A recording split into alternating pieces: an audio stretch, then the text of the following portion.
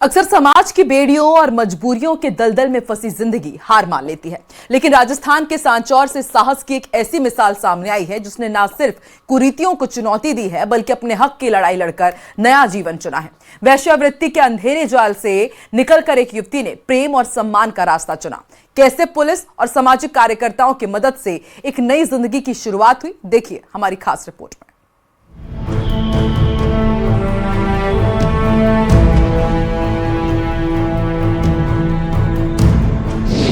दलदल से दूर, दलालों को नामंजूर, कुरीतियों को चुनौती दे रही बेटी।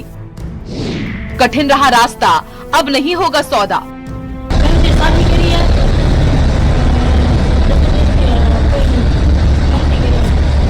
सांचौर की रहने वाली इस युवती की कहानी किसी फिल्म से कम नहीं है।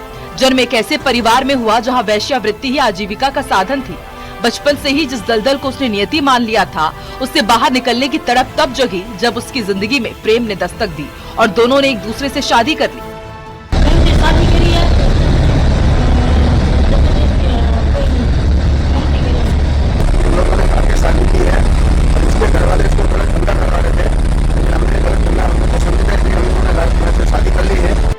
प्रेमी जोड़े ने हिम्मत तो दिखाई, लेकिन युवती के परिवार को ये नामंजूर है। परिवार वाले उसे वापस उसी दलदल में धकेलना चाहते हैं और इसके लिए वो हर हथकंडा अपना भी रहे हैं, चाहे वो उसे फोन करके धमकाना हो या जान से मारने की बात कहना। लेकिन आखिरकार दोनों ने साहस जुटाया और सामाजिक कार्यकर्ता और अधिवक्ता की मदद से पहुंच गए सांचौर के अतिरिक्त पुलिस अधीक्षक के दफ्तर और अपनी आपबीती सुना दी।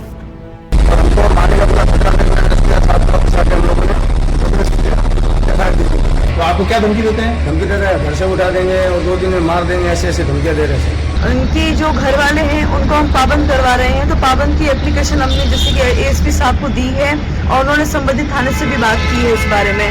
और महिला को पूरी सुरक्षा और सहायता की हमने जो है गारंटी दी है। समाज उत्थान के लिए पुनर्वास और जागरूकता के प्रयास लगातार किए जा रहे हैं, फिर भी समाज के कुछ वर्ग आज भी इस कुप्रथा से बाहर नहीं निकल पाए हैं। ऐसे में युवती का साहस उन सभी के लिए एक उम्मीद और प्रेरणा बनकर सामने आया है।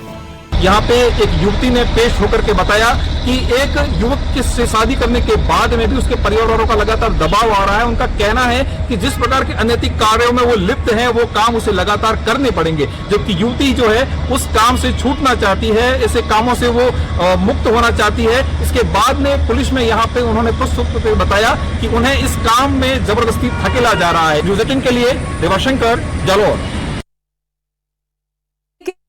कस्बे में शुक्रवार को दिन दहाड़े हुई फायरिंग की घटना से इलाके में दहशत फैल गई।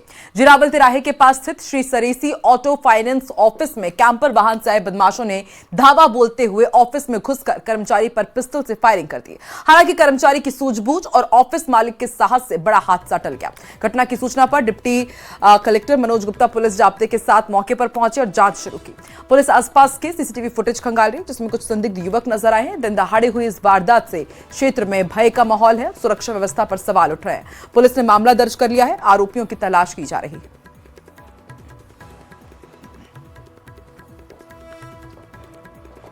और बिग ब्रेकिंग अब आपको जोधपुर से बता दें, साध्वी प्रेम बाइसा के डॉक्टर की पर्ची को लेकर सस्पेंस बना हुआ है। किस डॉक्टर ने इंजेक्शन लिखा है यह अब तक पता ही नहीं चल पाया है। कंपाउंडर के बयान की पर्ची दिखाई गई थी। प्रेम बाइसा के पिता वीरमनाथ ने डॉक्टर की पुरानी पर्ची से बताया था और बाकायदा कंपाउंडर ने बयान दिया था कि जो प्रेम बाइसा की पर्ची थी उसी पर्ची के हिसाब से प्रेम बाइसा को इंजेक्शन लगाया गया था। वही वीरमनाथ का कहना है कि कोई डॉक्टर की पर्ची नहीं थी। ऐसे में पुलिस के सामने बड़ा सवाल है कि आखिर सच कौन बोल रहा है। यदि इंजेक्शन के रिएक्शन से मौत हुई है तो जिम्मेदार है कौन। इंजेक्शन की पर्ची को लेकर के रहस्य अब और गहराता जा रहा है।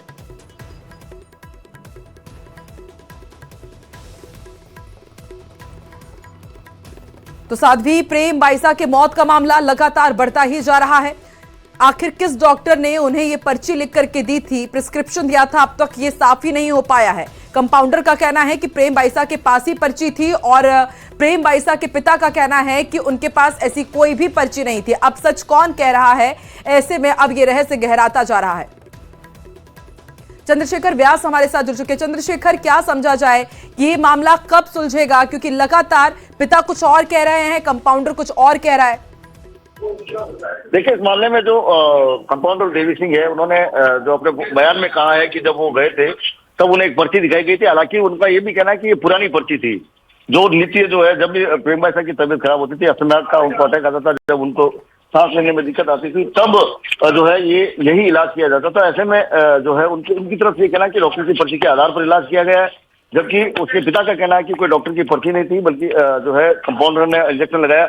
ऐसे में सबसे बड़ा सवाल ये उठता है कि यदि इंजेक्शन के कारण मौत हुई हो या इलाज में लापरवाही रही है उसके कारण से मौत हुई है, तो भी उसका जिम्मेदार कौन है, ये तय नहीं किया जा सकता। सबसे बड़ी खबर जो है इस वक्त की सबसे बड़ी खबर ये सामने आ रही है कि आज 4:30 बजे पुलिस कमिश्नर इस मामले को लेकर जो है पत्रकार वार्ता करेंगे और उसमें इस पूरे मामले का आधिकारिक रूप से जो है खुलासा करेंगे। करीब 5:30 बजे जो है प्रेस वार्ता करने का उनकी तरफ से जो है मैसेज आया। और सबसे बड़ी बात, डॉक्टर्स की ओपिनियन सामने आने के बाद जो खुलासा होने की उम्मीद है, और संभावना ये भी जताई जा रही है कि लापरवाही पूर्वक जो है इलाज करने का जो आरोप कंपाउंडर पर लग सकता है। हालांकि बेलेबल ऑफेंस है, 304A का मामला यदि बनता है तो उसमें ज्यादा से ज्यादा जो है एक या 2 साल की सजा का प्रावधान है। ऐसे में देखने वाली बात है कि आज कमिश्नर ओम प्रकाश किस तरह से जो है इस मामले में क्या खुलासा करते हैं, किसको दोषी मानते हैं, क्या प्रेम बाईसा के पिता ने पर्ची दिखाई या नहीं दिखाई, या डॉक्टर ने जो है कंपाउंडर बिना पर्ची देके इलाज किया, ये सबसे बड़ा सवाल है। जी ठीक है, आप नजर बना के रखिएगा, आगे भी आपसे अपडेट लेते रहेंगे। देखते हैं आज शाम को जब प्रेस कॉन्फ्रेंस होगी तब और क्या कुछ खुलासे होते हैं। शुक्रिया पूरी जानकारी के लिए। फिलहाल भीलवाड़ा के सांगानेर कस्बे में नाबालिग बच्चों की शादी की तैयारियों को पुलिस ने समय रहते रोक लिया। सुभाष नगर थाना पुलिस ने परिजनों को थाने बुलाकर जांच की और बाल विवाह अवरोध अधिनियम 1929 के तहत बाल विवाह प्रतिषेध अधिनियम 2006 के तहत मामला माननीय एसडीएम कोर्ट में पेश किया। नंदराम कीर अपने 3 बच्चों में से एक पुत्र और एक पुत्री की शादी 8 और 10 फरवरी को कराने वाले थे। पुलिस ने उन्हें बच्चों के बालिग होने तक शादी न कराने के लिए पाबंद किया और चेतावनी दी कि यदि उल्लंघन हुआ तो कानूनी कार्रवाई की जाएगी।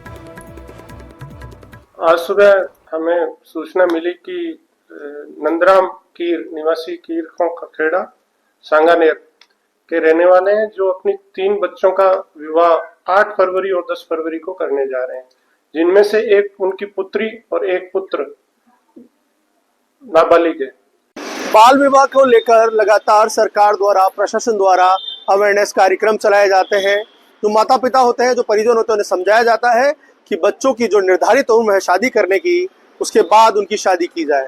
पर एक मामला सुभाष नगर थाना क्षेत्र में सामने आया है, जहां पर परिजन अपने 2 नाबालिग बच्चों की शादी कराने जा रहे थे। जैसे ही पुलिस को भनक पड़ती है, वो परिजनों को बुलाती है और उन्हें पाबंद किया जाता है और एसडीएम कोर्ट में उनके खिलाफ मामला दर्ज किया जाता है। लगातार अवेयरनेस प्रोग्राम चलाने के बाद, लोगों को समझाने के बाद भी जो इस प्रकार से जो माता पिता है, जो परिजन है, कहीं ना कहीं अपने मासूम बच्चों के जीवन के साथ खेल रहे हैं। जहां पर पहले बाल विवाह के जो घटनाक्रम सामने आते थे तो माता पिता डरते भी थे, परिजन डरते भी थे, गुपचुप रूप से करने की कोशिश करते थे, पर पुलिस उस समय भी उनको पकड़ लेती थी। पर इस मामले में कुछ और ही सामने आया है। बाल विवाह किया जा रहा था, दोनों बच्चों का बाल विवाह किया जा रहा था, बिना डर के बाल विवाह की कार्रवाई को अंजाम दिया जा रहा था, क्योंकि उन बच्चों के नाम पर कार्ड भी छापे गए और वो कार्ड बांटे भी गए। कहीं ना कहीं इस घटनाक्रम के बाद पुलिस अलर्ट मोड पर आई है, परिजनों को पाबंद किया गया है और एसडीएम कोर्ट में पूरा मामला अब ये चल रहा है।